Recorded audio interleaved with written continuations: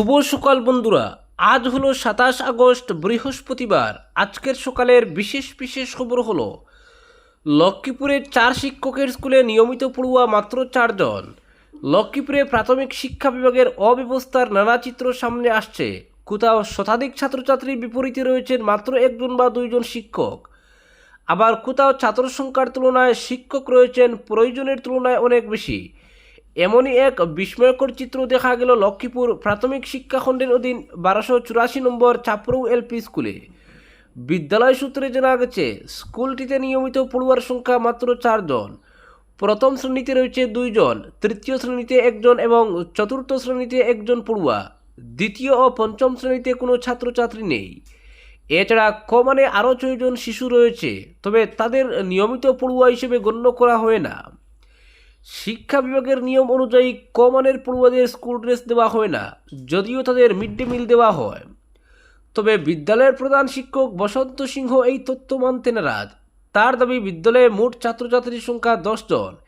এই 10 জন পড়ুয়ার বিপরীতে বিদ্যালয়ে শিক্ষক রয়েছেন 4 জন।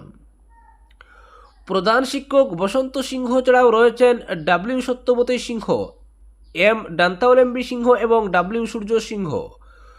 অন্যদিকে লক্ষ্মীপুরের বিভিন্ন প্রাথমিক বিদ্যালয়ে সম্পূর্ণ বিপরীত চিত্র দেখা যাচ্ছে। কোথাও শতাধিক ছাত্রছাত্রীর জন্য রয়েছেন মাত্র 1 জন শিক্ষক, কোথাও আবার ছাত্রছাত্রী থাকলেও পর্যাপ্ত শিক্ষক নেই। এমন পরিস্থিতিতে পার্শ্ববর্তী বা অন্য বিদ্যালয়ের শিক্ষককে অতিরিক্ত দায়িত্ব দিয়ে সংশ্লিষ্ট স্কুলের মিড ডে মিল সহ বিভিন্ন সরকারি ও দাপ্তরিক কাজ সামলানোর ব্যবস্থা করা হচ্ছে। আবার কিছু বিদ্যালয়ে ছাত্র সংখ্যার তুলনায় শিক্ষক সংখ্যা বেশি থাকার ঘটনাও সামনে এসেছে। 1284 নম্বর চাপরৌ এলপি স্কুল তার অন্যতম উদাহরণ। ছাত্র সংখ্যা অত্যন্ত কম হলেও বিদ্যালয়ে 4 জন শিক্ষক কর্মরত রয়েছেন।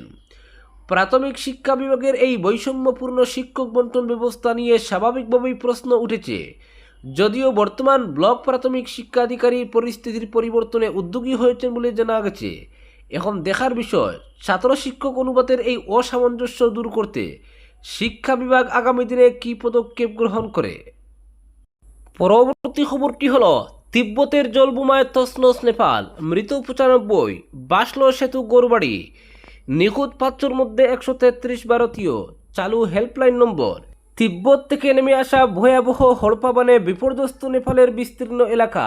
হড়পাবান অর্থাৎ আকস্মিক বন্যা, যা একেবারে যেন সাক্ষাৎ জলবোমা।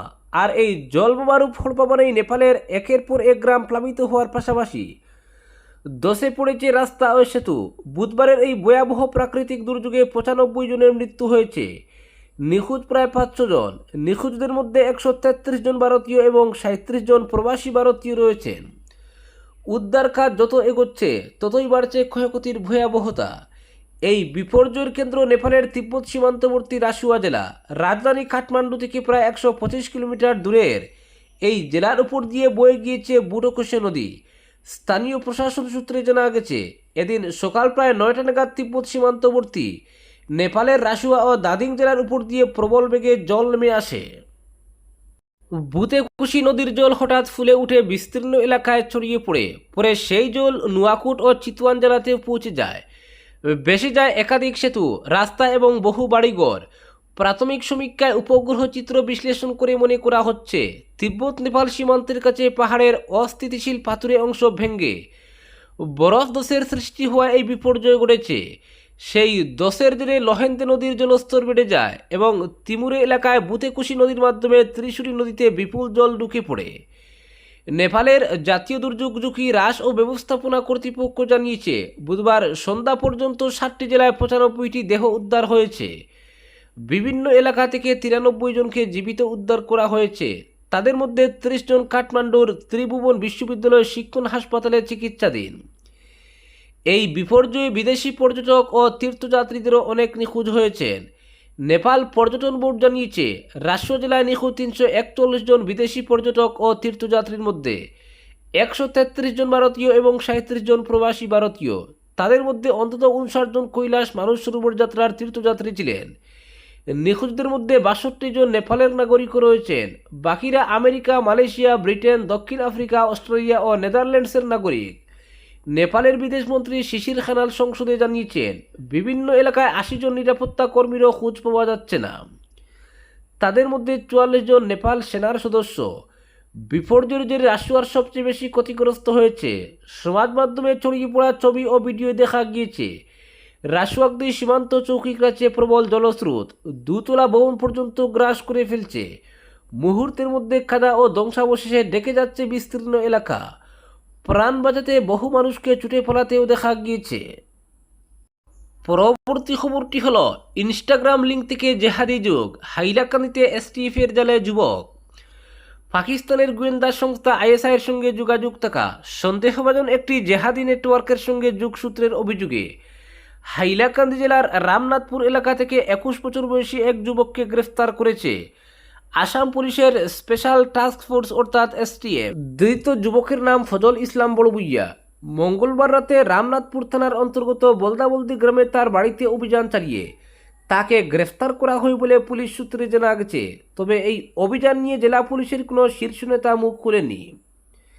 এদিকে গ্রেফতারের পর ফজলকে হাইলাকান্দি সদর থানায় দফায় দফায় জিজ্ঞাসাবাদ করা হয়। পরে তাকে আদালতে সুপর্দ করা হলে দুদিনের ট্রানজিট রিমান্ড মঞ্জুর হয়। এরপর বুধবার সন্ধ্যায় এসটিএফের দল তাকে নিয়ে গুয়াহাটির উদ্দেশ্যে রওনা দেয়। পুলিশ সূত্রে জানা গেছে গুয়াহাটির এসটিএফের কাছে পাওয়া তথ্যের ভিত্তিতে রামনাথপুর পুলিশ ও এসটিএফের যৌথ দল অভিযান চালায়। মঙ্গলবার দুপুরেই গুয়াহাটি থেকে এসটিএফের ইন্সপেক্টর কঙ্কন মহন্তের নেতৃত্বে 8 সদস্যের একটি দল হাইলাকান্দিতে পৌঁছায়। পরে রাতে রামনাথপুর থানার ওসি ধর্মেন্দ্র দাস, এএসআই পিনাক দত্ত সহ বিশাল পুলিশ বাহিনীকে সঙ্গে নিয়ে অভিযান চালানো হয়। অভিযানের সময় ফজল ইসলাম বড়বুইয়াকে তার বাড়ি থেকেই আটক করা হয়। পুলিশ সূত্রের দাবি, পাকিস্তান ভিত্তিক বলে উল্লেখ করা শাহাদতি বাট্টি নেটওয়ার্কের সঙ্গে ফজলের কথিত যোগাযোগের বিষয়টি তদন্তের আওতায় রয়েছে। তদন্তকারী সংস্থার সূত্রে আরও জানা গেছে এসটিএফ পুলিশ তদন্তের সূত্র দিয়ে এই অভিযান চালানো হয়েছে। পুলিশের দাবি, ফজলের কাছ থেকে কিছু আপত্তিকর সামগ্রী ও নথিপত্র উদ্ধার করা হয়েছে। উদ্ধার হওয়া সামগ্রী পরীক্ষা করে তার কথিত নেটওয়ার্ক যুগ এবং অন্য কারোর সঙ্গে যোগাযোগ ছিল কিনা তা খতিয়ে দেখা হচ্ছে। এই গ্রেফতারের ফলে আসামে এসবিওএন সংক্রান্ত তদন্তে গ্রেফতারের সংখ্যা বেড়ে 4 জনে দাঁড়িয়েছে বলে আধিকারিক সূত্রে খবর। এর আগে ধুবড়ী, চিরাং ও বরপেটা জেলা থেকেও এই মামলার সঙ্গে সম্পর্কিত সন্দেহে 3 জনকে গ্রেফতার করা হয়েছিল। এদিকে পুলিশের একটি সূত্রের দাবি, জেরার মুখে ফজল নিজেকে নির্দোষ বলে দাবি করেছে। কোনো জঙ্গি সংগঠনের সঙ্গে তার যোগাযোগ নেই বলেও সে একটি তদন্তকারীদের জানিয়েছে। তবে প্রায় 1.5 মাস আগে তার ইনস্টাগ্রাম অ্যাকাউন্টে একটি লিঙ্ক এসেছিল এবং অজান্তে সে ওই লিঙ্কে ক্লিক করেছিল বলে পুলিশকে জানিয়েছে ফজল। এরপর অপর প্রান্ত থেকে কোনো একটি সংগঠনে যোগ দেওয়ার প্রস্তাব দেওয়া হয়েছিল বলেও সে দাবি করেছে। তবে সেই প্রস্তাবে সে সায় দেয়নি এবং ওই সময় ব্যবহৃত মোবাইল ফোনটি পরে ভেঙে ফেলেছিল বলে পুলিশকে জানিয়েছে ফজল। তার এই দাবি খতিয়ে দেখছে এসটিএফ।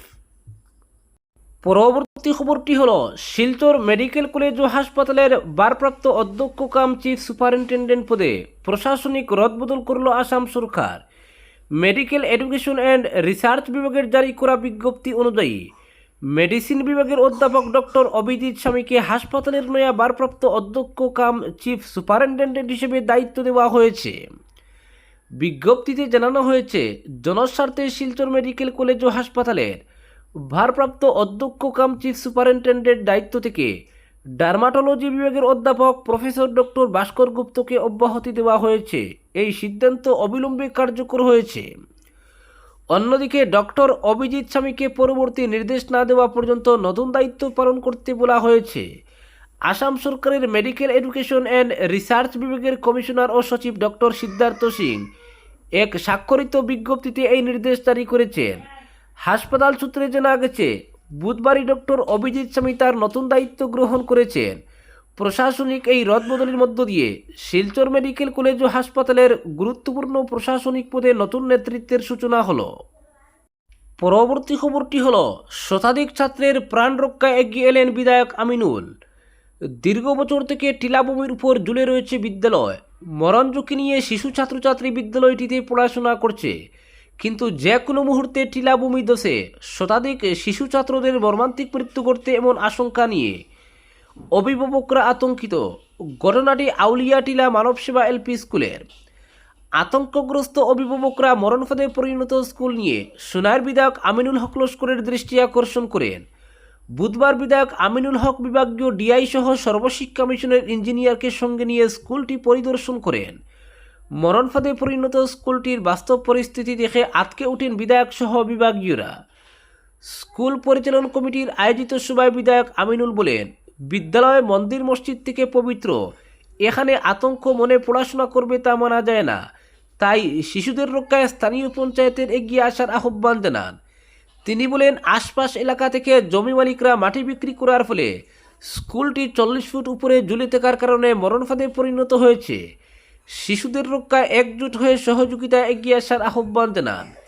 তিনি বলেন, মাটি সরিয়ে স্কুলটি পুনর্গঠনের দায়িত্ব নেবে শিক্ষা বিভাগ, আর বিদ্যালয়ের উন্নয়নে ডিএমএফটি তহবিল থেকে 10 লক্ষ টাকা প্রদানের আশ্বাস দেন। সভায় শিক্ষা বিভাগের ডিআই ইকবাল হোসেন বড়বুইয়া বলেন, ঝুঁকিপূর্ণ অবস্থায় শিশুদের পড়াশোনা সম্ভব নয়, তাই অতি সত্বর অস্থায়ীভাবে অন্যত্র পড়াশোনার ব্যবস্থা নিতে স্থানীয়দের পরামর্শ দেন তিনি বলেন, স্কুলটি ঝুঁকিপূর্ণ পরিস্থিতির বিষয়ে জেলা কমিশনার অবগত রয়েছেন, তাই খুব শীঘ্রই মাটি সরিয়ে স্কুলটি পুনর্গঠন করার দায়িত্ব দেওয়া হবে বলে আশ্বাস দেন। এরপর বিধায়ক তারই প্রচেষ্টায় গড়ে ওঠা স্থানীয় শিব মন্দির পরিদর্শন করেন। মন্দিরের উন্নয়নে 1 লক্ষ টাকা প্রদানের আশ্বাস দেন বিধায়ক। সভায় বক্তব্য রাখেন শিবপন মজুমদার, প্রাক্তন জিপি সভাপতি মোসাব্বির আলী লস্কর, গ্রুপ সদস্য রতন দাস। উপস্থিত ছিলেন বিভাগীয় অ্যাকাউন্ট্যান্ট আব্দুল হক বড়বুইয়া, ইঞ্জিনিয়ার বিক্রমজিৎ নাথ সহ অন্যান্যরা। আজকের বিশেষ সংবাদ এখানেই সমাপ্ত।